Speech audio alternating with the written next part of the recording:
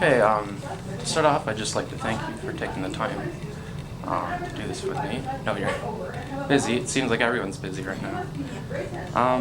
First thing I'd like to ask is how supportive your family and friends were of your choice to go into philosophy at university. They were not very supportive at all. Yeah. They didn't know what kind of job I would be able to get with a philosophy degree. Yeah, it seems like that's a concern a lot of times in philosophy, that it's almost a dead science.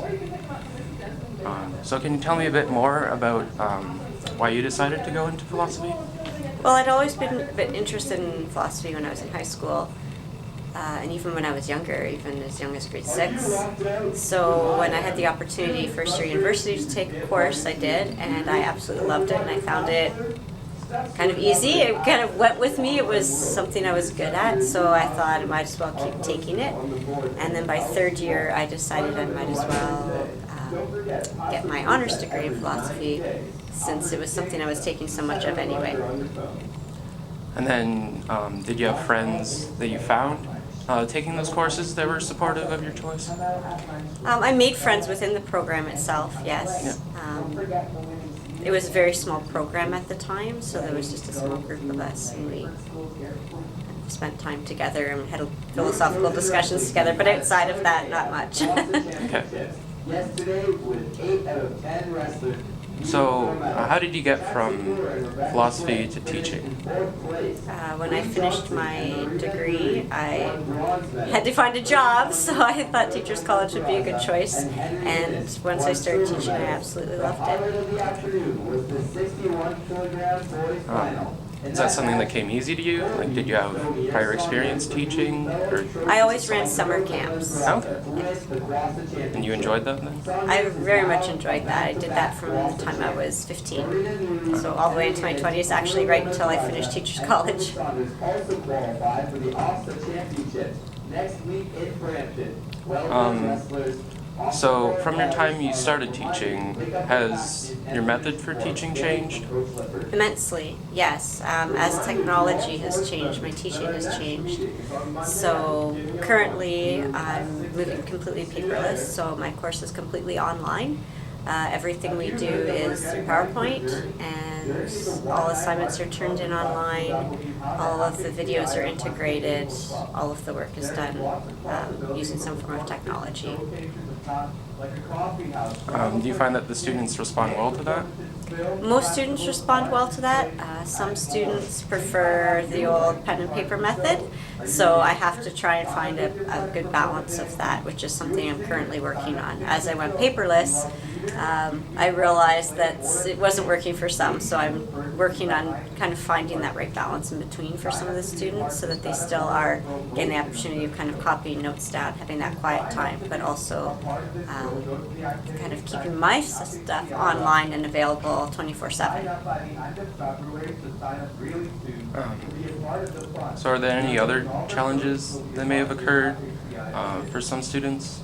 As a result of the technology, availability, of course, is an issue that I always have to think of. Some students have 24/7 access, and some don't. So I always have to remember that some students will not have access to the supplies that I'm putting up. So all of my lessons are online. Not all of them will have access as, all of the time. Some of them may only have access while they're at school, or if they go to the public library. So what are some ways that you've tried to get around that? I make sure I book devices in class whenever they're going to need them, so that those who don't have their own devices can use those. And I also try and make sure we have a lot of class time to do anything that's necessary to do online. And everything I do is also printable. This week, we had a few wrestlers win. So are there any other challenges you face while teaching? Well, there's always the challenges of attendance with students, and I can't teach a student that isn't there. which partially my website was one of the reasons I created my websites with all of my work, so that students that miss class can catch up that way. Also the challenge of students not handing in work at a reasonable amount of time. Constant challenge. You find that students really enjoy the courses that you have? I know that you teach mostly elective courses, and that it's something that's not always interesting to people, or some people have misconceptions about some of the things. Are those some challenges that you face? Sometimes that's a challenge in not just the students not understanding what the course is about, but the guidance counselors not understanding what the course is about. So when a student asks them what is philosophy and what they do in philosophy class, the guidance counselors often don't know. So that's a challenge to make sure they're informed about what's going on in the classroom so that they can find students that that's a fit for. Philosophy isn't a fit for everyone. The other social sciences I teach, generally people love psychology, anthropology.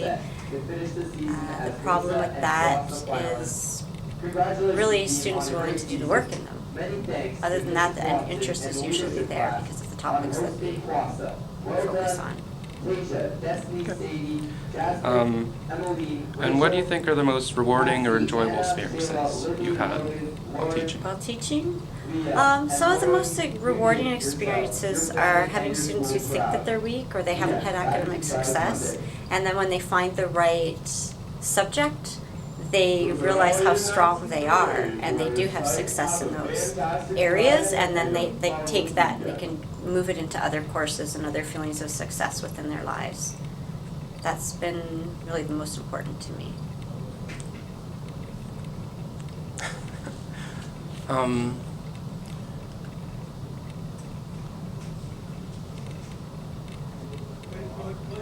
Sorry.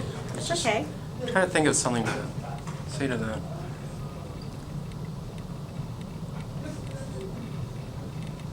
Do you think that's a challenge with the school system then? That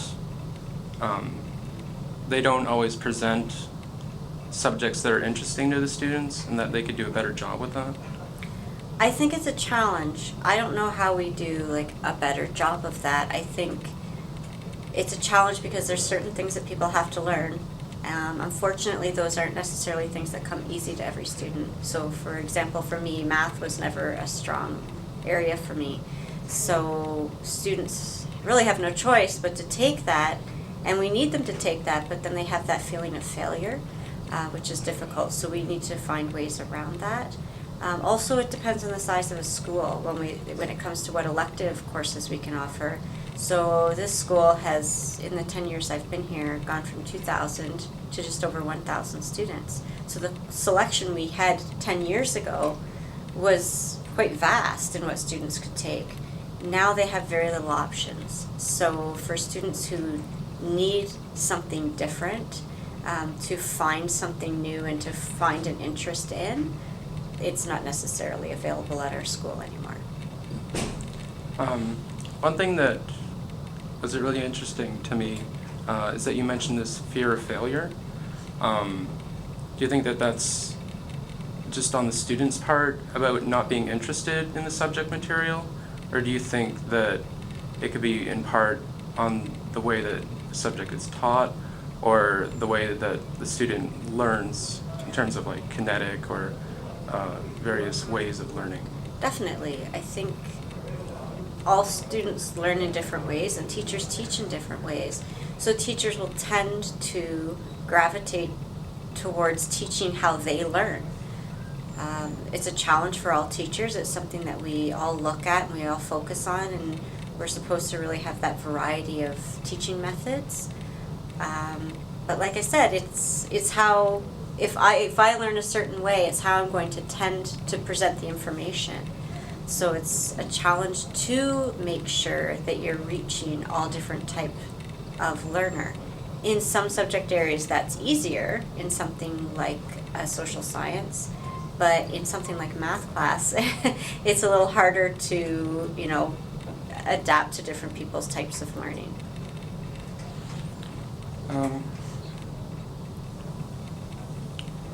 So what has your experience been like working with peers, like other teachers? Generally, it's been good. There have been people that I've been able to work with very closely, and really connect with and be able to co-teach with, especially in my new role as librarian. But there's also some challenges sometimes in people not agreeing how things should be taught or what should be taught. And then they try to have input on the way you teach them?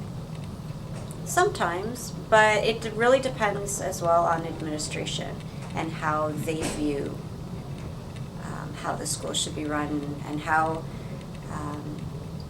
kind of in a subject matter or subject area, some administration will think that, you know, every student in grade 10 history has to have the exact same lesson, while others, there's more freedom. So when you work in a group where it's expected to be step by step, who gets to make the decisions of how that's going to be taught and what's going to be taught and what amount of time is going to be put into each area can be a bit of a struggle with a group of people. So then, sort of comes top down in terms of the way you have to teach and the material you have to teach then? It can. Yeah. What has that been like? I generally have avoided that. I've been lucky and I often teach courses that I'm the only person teaching. So I've had very little experience where I have to create lessons with someone. And I've also been in departments that have been very open and flexible as to what goes on in each person's classroom.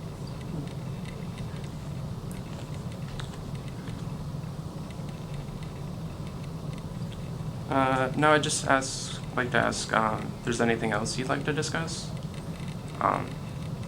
in terms of teaching or your experience or anything.